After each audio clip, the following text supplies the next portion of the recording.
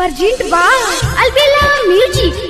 बोले भाई माई कहाँ जाए आपसों में करबे जब लड़ाई। बोले भाई माई कहाँ जाए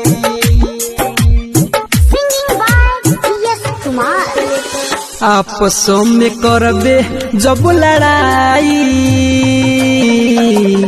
बोले भाई माई कहाँ जाई है आपसों में करबे जब लड़ाई।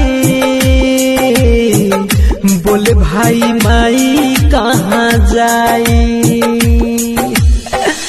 का खाई पी सोची का खाई पी सोची अवतार भाई आपसों में करबे है जब लड़ाई। बोले भाई माई कहाँ जाई हाँ आपसों में करबे जब लड़ाई। बोले भाई माई कहाँ जाई बोले भाई माई कहाँ जाई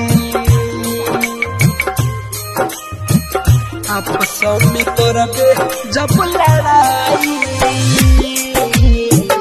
बोले भाई माई कहाँ जाए सिंगिंग बाय जीएस कुमार।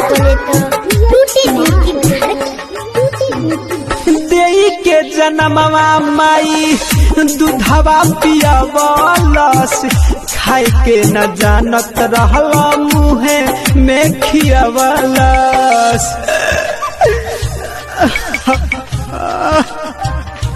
हाँ देई के जन्मवा माई दूधवा पियावलस खाए के न जानत रहला मुहे में खियावलस।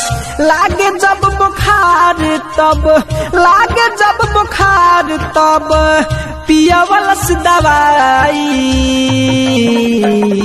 आपस में करबे है जब लड़ाई। बोले भाई माई कहाँ जाई आपस में करबे जब लड़ाई। बोले भाई माई कहाँ जाई बोले भाई माई कहाँ जाई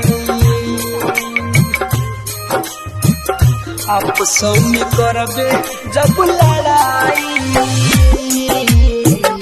बोले भाई माई कहाँ जाई presented by Albela recording studio Simrao. रो रो के कहता रे जिया सह कुमार हो माई के पेट काहे भइल बा पहाड़ हो।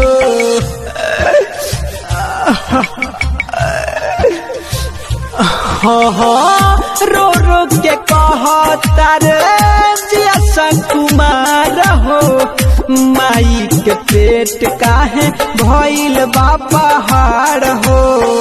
राइटर में राज राजा राइटर में राज दिलीप दुख न सहाई आपस में करबे है जब लड़ाई। बोले भाई माई कहाँ जाई